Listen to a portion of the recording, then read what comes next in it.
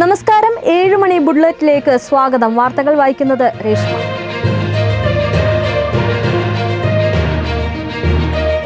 ആഡംബര കാറുകൾ നികുതി വെട്ടിച്ച് ഭൂട്ടാനിൽ നിന്ന് ഇന്ത്യയിൽ എത്തിച്ചുള്ള തട്ടിപ്പിൽ മറ്റ് കേന്ദ്ര ഏജൻസികളും അന്വേഷിക്കും. തട്ടിപ്പിൽ വ്യാപക കള്ളപ്പണ ഇടപാട് നടന്നതായി കസ്റ്റംസ് കണ്ടെത്തി. ഇക്കാര്യം എൻഫോഴ്സ്മെന്റ് ഡയറക്ടറേറ്റ് അന്വേഷിക്കും. ആഡംബര കാറുകൾ നികുതി വെട്ടിച്ച് ഭൂട്ടാനിൽ നിന്ന് ഇന്ത്യയിൽ എത്തിച്ചുള്ള തട്ടിപ്പിൽ മറ്റ് കേന്ദ്ര ഏജൻസികളും അന്വേഷിക്കും. തട്ടിപ്പിൽ വ്യാപക കള്ളപ്പണ ഇടപാട് നടന്നതായിട്ട് കസ്റ്റംസ് കണ്ടെത്തിയിട്ടുണ്ട്. ഇക്കാര്യം എൻഫോഴ്സ്മെന്റ് ഡയറക്ടറേറ്റ് അന്വേഷിക്കും. GST വെട്ടിപ്പ് കേന്ദ്ര GST വിഭാഗം അന്വേഷിക്കും. എംബസികളുടെ പേരിൽ വ്യാജരേഖകൾ ചമച്ചത് കേന്ദ്ര വിദേശകാര്യ മന്ത്രാലയത്തെ അറിയിക്കുമെന്നും കസ്റ്റംസ് ഉദ്യോഗസ്ഥർ അറിയിച്ചിട്ടുണ്ട്. വ്യാജരേഖകൾ ഉണ്ടാക്കിയത് സംസ്ഥാനത്തെ പോലീസിന് അന്വേഷിക്കാം. വാഹനങ്ങളുടെ രജിസ്ട്രേഷൻ അടക്കമുള്ളവ റദ്ദാക്കാൻ അതാത് സംസ്ഥാനങ്ങളോട് ആവശ്യപ്പെടുകയും ചെയ്യുന്നുണ്ട്. ഭൂട്ടാൻ വഴിയുള്ള കള്ളക്കടത്തിലെ സാമ്പത്തിക ഇടപാടുകളും രേഖകളും മിക്കതും നിയമവിരുദ്ധമാണ് എന്ന് ബോധ്യപ്പെട്ട സാഹചര്യത്തിലാണിത്. രേഖകളും വിവരങ്ങളും കസ്റ്റംസ് പ്രിവെന്റ് ചെയ്ത് തന്നെ വിവിധ ഏജൻസികൾക്ക് കൈമാറും. നികുതി വെട്ടിച്ച് ഭൂട്ടാനിൽ നിന്ന് കേരളത്തിലേക്ക് എത്തിയ 200ഓളം ആഡംബര കാറുകൾക്കായിട്ട് കഴിഞ്ഞ ദിവസം വ്യാപക റെയ്ഡാണ് കസ്റ്റംസ് പ്രിവെന്റ് വിഭാഗം നടത്തിയിരുന്നത്. ചലച്ചിത്ര താരങ്ങളായ ദുൽഖർ സൽമാൻ, പൃഥ്വിരാജ്, അമിത് ചക്കാലക്കൽ തുടങ്ങിയവരുടെ വീടുകളിൽ ഉൾപ്പെടെ 30ഓളം കേന്ദ്രങ്ങളിലാണ് കേരളത്തിൽ പരിശോധന നടന്നത്. 38 ദിവസത്തിന് ശേഷം രാഹുൽ മാങ്കൂട്ടത്തിൽ പാലക്കാടെത്തി. വിവാദത്തിന് ശേഷം ആദ്യമായിട്ടാണ് രാഹുൽ പാലക്കാട് എത്തുന്നത്. ഒരു മാസത്തെ ഇടവേളയ്ക്ക് ശേഷം മണ്ഡലത്തിൽ വീണ്ടും സജീവമാകാൻ ഒരുങ്ങുകയാണ് രാഹുൽ മാങ്കൂട്ടത്തിൽ. വിവാദങ്ങൾക്ക് പിന്നാലെ 38 ദിവസത്തിന് ശേഷം രാഹുൽ മാങ്കൂട്ടത്തിൽ MLA പാലക്കാട് എത്തി. കോൺഗ്രസ് മണ്ഡലം പ്രസിഡന്റായിരുന്ന സേവിയറിന്റെ സഹോദരൻ മരിച്ചിരുന്നു. അവരെ കാണാനാണ് രാഹുൽ പാലക്കാട് എത്തിയത്. ആരോപണങ്ങൾക്ക് ശേഷം രാഹുൽ മാങ്കൂട്ടത്തിൽ MLA ആദ്യമായിട്ടാണ് പാലക്കാട് എത്തുന്നത്. ഓഗസ്റ്റ് 17-നാണ് രാഹുൽ പാലക്കാട് നിന്ന് പോയിരുന്നത്. 20-നാണ് രാഹുൽ മാങ്കൂട്ടത്തിനെതിരായിട്ടുള്ള ആരോപണം പുറത്തുവന്നത്. രാഹുൽ വന്നാൽ പ്രതിഷേധിക്കുമെന്ന് DYFയും BJPയും പറഞ്ഞിരുന്നു. ഒരു മാസത്തെ ഇടവേളയ്ക്ക് ശേഷം മണ്ഡലത്തിൽ വീണ്ടും സജീവമാകാൻ ഒരുങ്ങുകയാണ് രാഹുൽ. അതേസമയം രാഹുൽ പാലക്കാട് എത്തുന്നത് പാർട്ടിക്ക് തിരിച്ചടിയാകുമെന്നാണ് ജില്ലാ നേതൃത്വത്തിന്റെ നിലപാടും. ദിയ കൃഷ്ണയുടെ സ്ഥാപനത്തിലെ സാമ്പത്തിക തട്ടിപ്പ് കേസിൽ കുറ്റപത്രം തയ്യാറാക്കി ക്രൈംബ്രാഞ്ച്. 30 ലക്ഷത്തോളം രൂപയാണ് ജീവനക്കാരിൽ നിന്ന് തട്ടിയെടുത്തത് എന്ന് കുറ്റപത്രത്തിൽ പറയുന്നു. ദിയ കൃഷ്ണയുടെ സ്ഥാപനത്തിൽ നടന്ന സാമ്പത്തിക തട്ടിപ്പ് കേസിൽ ക്രൈംബ്രാഞ്ച് കുറ്റപത്രം തയ്യാറാക്കി. ജീവനക്കാർ 30 ലക്ഷം രൂപ തട്ടിയെടുത്തതായി കുറ്റപത്രത്തിൽ വ്യക്തമാക്കുന്നു.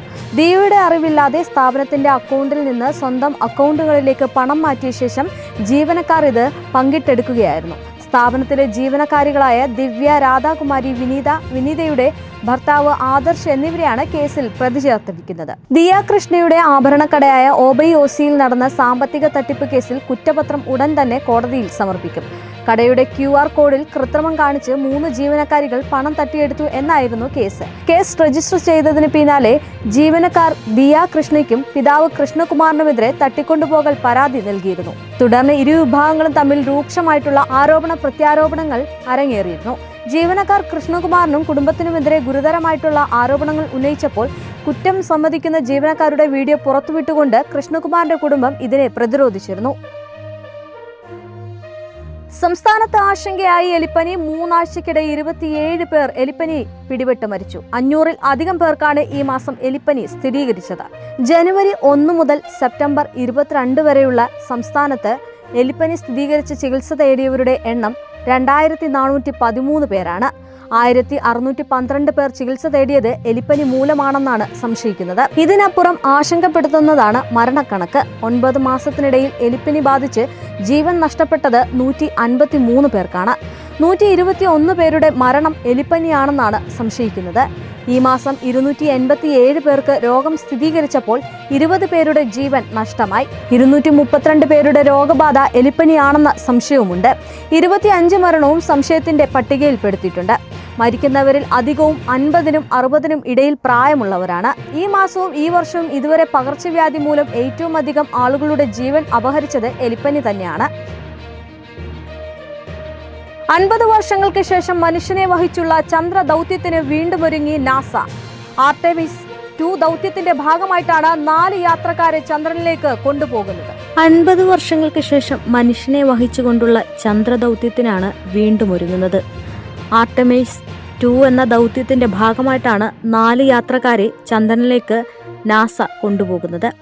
2026 ഫെബ്രുവരിയിൽ ആർട്ടിമിസ് പ്രോഗ്രാം 2 നടക്കുമെന്ന് നാസയുടെ ആക്ടിംഗ് ഡെപ്യൂട്ടി അസോസിയേറ്റീവ് അഡ്മിനിസ്ട്രേറ്റർ അറിയിച്ചിട്ടുണ്ടായിരുന്നു. അപ്പോളോ 17 ദൗത്യത്തിനു ശേഷം ചന്ദ്രനിൽ ആളെ എത്തിക്കാനുള്ള US ദൗത്യമാണ് നാസയുടെ ആർട്ടിമിസ് പ്രോഗ്രാം 2 എന്ന് പറയുന്നത്. 1972 അപ്പോളോ 17 ദൗത്യമാണ് മനുഷ്യനെ വഹിച്ചുകൊണ്ടുള്ള അവസാന ചന്ദ്രദൗത്യം. ഇതിനുശേഷം നിരവധി ചന്ദ്രദൗത്യങ്ങൾ നടന്നെങ്കിലും മനുഷ്യനെ അയച്ചിരുന്നില്ല.